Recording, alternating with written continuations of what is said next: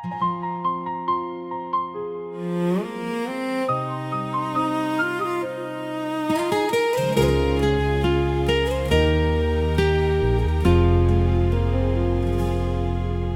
បថតចាស់មួយសន្លឹកនៅលើធ្វើឲ្យបងនឹកដល់ថ្ងៃដែលយើងញញឹមភ្លឺដែលធ្លាប់ដើរជាមួយគ្នាថ្ងៃនេះនៅសល់តែស្រមល់នៃការចងចាំបងទទួលស្គាល់ថាបានធ្វើខុសពេលខ្លះមិនស្ដាប់ចិត្តអូនទុកឲ្យព្រៀបមិនអបំផ្លាញស្នេហ៍រហូតដល់អូនសម្រេចដើរចេញ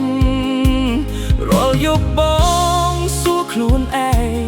បើអាចបងវិលពេលវេលាបានបងនឹងមិនឲ្យអូនយំនឹងមិនឲ្យយើងបែកគ្នាទេចង់វិលរកសង្សារចាចង់សុំទោសពីបេះដូង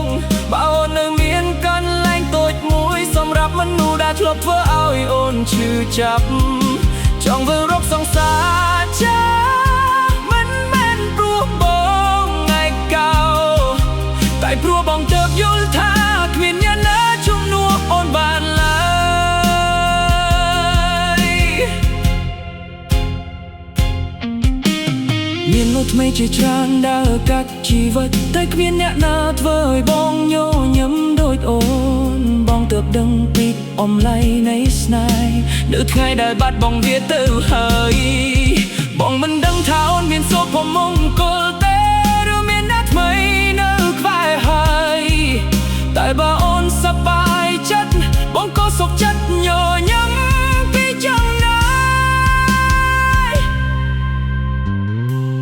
បើថ្ងៃណាយើងជួបគ្នាដងទៀតបងមិនសូមឲ្យអូនត្រឡប់មកទេបងគ្រាន់តែចង់ប្រាប់អូនមួយម៉ាត់ថាបងនៅតែស្រឡាញ់អូនចង់វិលរកសង្សារចា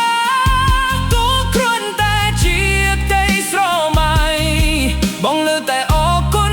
ដែលអូនធ្លាប់ចូលមកក្នុងជីវិតបងចង់